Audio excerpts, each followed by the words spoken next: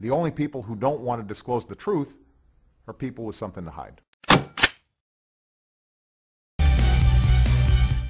Hello and welcome to Justice. I'm Judge Jeanine Pirro. Thanks for being with us tonight. There is a sacred trust between a country and its leader, between a president and the people he leads. When a leader violates that trust, the people from whom he derives his power have the inalienable right to remove him. You may agree or disagree with what I'm about to say. It's not meant to be political. Whatever the context, when you let things slide one after another, the foundation deteriorates. Even water sliding down a rock begins to wear at it and break it down. And like that rock, our very existence is in jeopardy. Barack Obama has put us in that jeopardy yet again. The latest, exchanging a man whose own platoon soldiers call a deserter, who voluntarily left his unit during combat, in itself a death-eligible crime, for 5 of the worst Taliban terrorists in Gitmo. Obama sends out Old Faithful Susan Rice to say this of Bo Bergdahl. He served the United States with honor and distinction. Really? Even the White House had to respin that. Now, Susan, isn't English your first language? Weren't you briefed on what to say? And not for nothing, don't you know that those Sunday morning talk shows are a danger zone for you? But then again, that despicable video lie got you moved up to National Security Advisor. And ironically, the reason for the trade?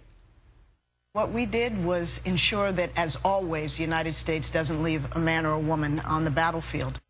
Pray tell, Susan, is it okay to leave some behind? The trade surprised even Congress. It comes with some surprise and dismay that the transfers went ahead with no consultation, totally not following the law. And that's a Democrat. Enter our president. We had a prisoner of war whose health had deteriorated, and we were deeply concerned about, and we saw an opportunity and we seized it, and I make no apologies for that.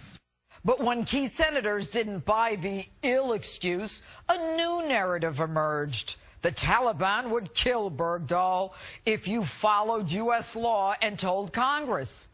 Seriously? Mr. President, my sources tell me that you knew Bergdahl's location for months. Why didn't you send in SEAL Team 6? It would have made another great photo op. Why didn't you send in those drones? Could it be, Mr. President, he was your excuse to release 5 Taliban terrorists from Gitmo? Those 5 men, the worst of the worst. Some wanted by the UN for mass murders, killing thousands, Al-Qaeda connected. These are the guys who behead their enemies, including children. They hate America and everything we stand for.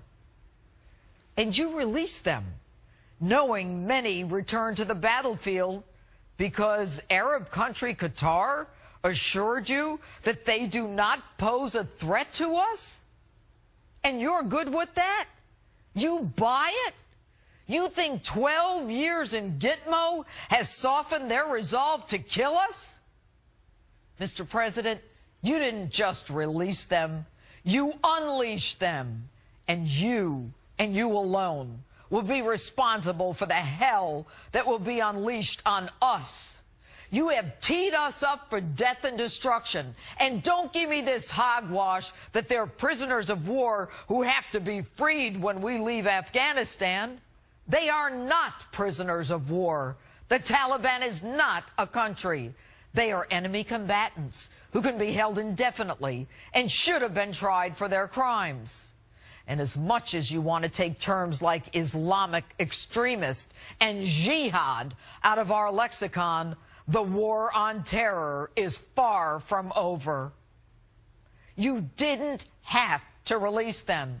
And I don't give a damn whether you try them at Gitmo, in a military tribunal, or in a federal court.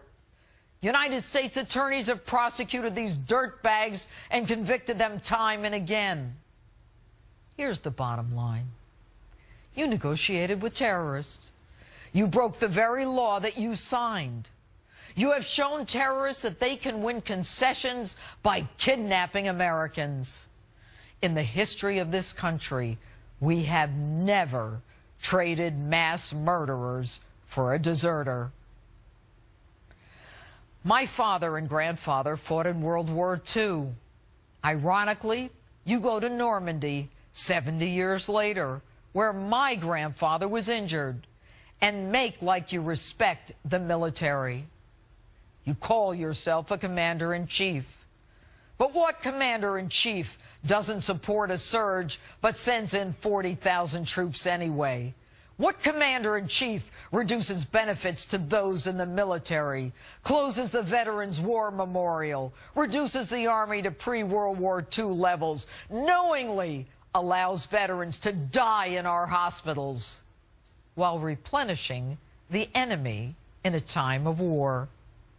Mr. President, you are destroying this country. You have diminished us on the world stage. You have trampled on the very laws that you swore to uphold. You are not a true commander-in-chief. We've impeached a president for lying about sex with an intern. Your actions, far more egregious, demand impeachment. The only people who don't want to disclose the truth are people with something to hide.